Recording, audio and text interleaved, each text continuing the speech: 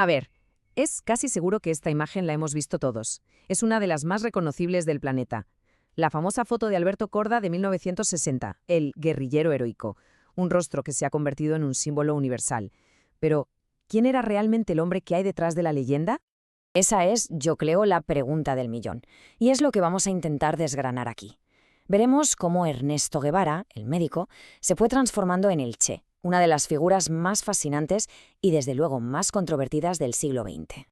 Porque para entender al revolucionario, primero hay que conocer a la persona. Así que para eso tenemos que volver al principio, a sus orígenes. Y es que nadie se imagine una infancia de pobreza. Nació en una familia bastante acomodada, con antepasados que figuraban entre los más ricos de Sudamérica. Pero su vida no fue nada fácil. Desde los 2 años sufrió unos ataques de asma terribles, tan graves que a menudo lo dejaban postrado en la cama. Esta lucha constante contra su propia debilidad física le forjó una disciplina de hierro, una voluntad de superación que, la verdad, marcaría todo lo que hizo después. A pesar de su salud, o quizás precisamente por eso, Guevara desarrolló una curiosidad insaciable por el mundo. Y fueron sus viajes los que, poco a poco, encendieron la mecha de su gran transformación. Primero, se lanzó a un viaje en solitario de 4.500 kilómetros por las provincias más pobres de Argentina. Y luego, claro, el famosísimo viaje en moto por Sudamérica con su amigo Alberto Granado. Ojo, que esto no eran unas vacaciones, fue una inmersión total en la realidad del continente, donde vio con sus propios ojos la pobreza, la injusticia y la explotación. Y fue precisamente durante su estancia en una leprosería en Perú, donde pronunció unas palabras que lo cambiarían todo. Es un momento clave, porque aquí vemos nacer su conciencia política. Ya no se ve a sí mismo como un simple argentino, sino como parte de una América unida. Esa idea de una identidad panamericana, de luchar contra las divisiones, se le metió muy adentro. Y este fue el punto de inflexión. En Guatemala, ve en directo cómo un gobierno reformista, que había tocado los intereses de la United Fruit Company, era derrocado por un golpe de Estado orquestado por la CIA. Esta experiencia le enseñó una lección brutal, que aplicaría más tarde: que una revolución, para sobrevivir, tiene que estar dispuesta a defenderse y a limpiar el ejército de contrarrevolucionarios. Su antiimperialismo aquí se hizo de acero. Con sus ideas ya más que forjadas, su camino lo llevó a México, y allí el destino le estaba esperando en la forma de un grupo de exiliados cubanos. Fue en Ciudad de México donde conoció a Raúl y Fidel Castro. La conexión con Fidel fue, por lo visto, inmediata. En una sola noche de conversación, el joven médico argentino se comprometió con la causa cubana. Se unió al movimiento 26 de julio, al principio como el médico del grupo, pero su papel iba a crecer muy rápido. La campaña cubana es que fue una lección de pura perseverancia. El desembarco del Granma fue un desastre absoluto, la mayoría murieron o fueron capturados en los primeros días. Pero desde ese pequeño núcleo de supervivientes en la Sierra Maestra levantaron un ejército. El Che ya no era solo un médico, se convirtió en un comandante temido y respetado, conocido por su valor, su disciplina férrea y su genio táctico, que culminó en la decisiva batalla de Santa Clara. Pensemos un momento en este número, 82. Solo 82 personas en un yate diminuto se proponen derrocar a un dictador apoyado por todo un ejército. De esos, apenas 20 sobrevivieron al desembarco. Las probabilidades eran, casi nulas, lo que hace que su victoria final sea todavía más increíble. Con la victoria, el Che pasó del campo de batalla a los despachos del poder.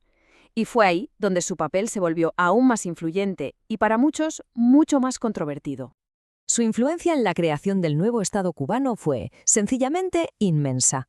Desde comandante de la fortaleza de La Cabaña, donde se decidía el futuro de la gente del antiguo régimen, hasta dirigir la economía del país como presidente del Banco Nacional y ministro de Industria, sus ideas más radicales dieron forma a la Cuba socialista.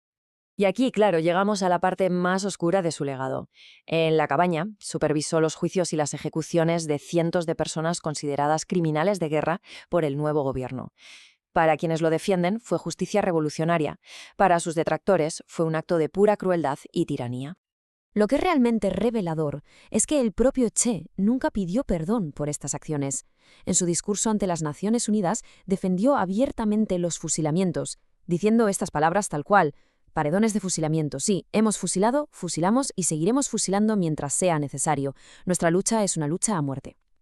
Esta cita deja clarísima su postura intransigente y la brutalidad que para él era necesaria para consolidar el poder.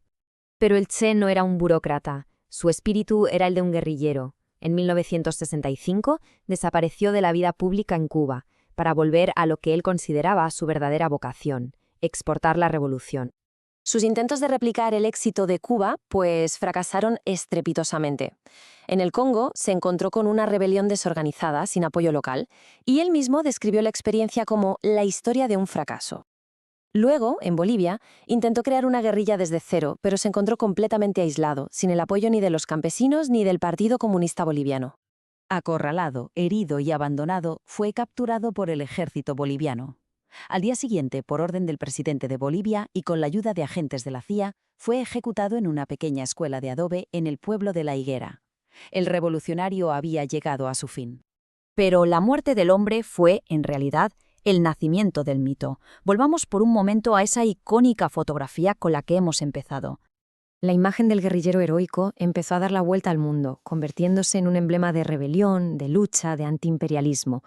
El punto clave aquí es que, para muchísima gente, este símbolo se desvinculó de la realidad compleja y a menudo brutal del hombre, del economista, del verdugo, del guerrillero fracasado.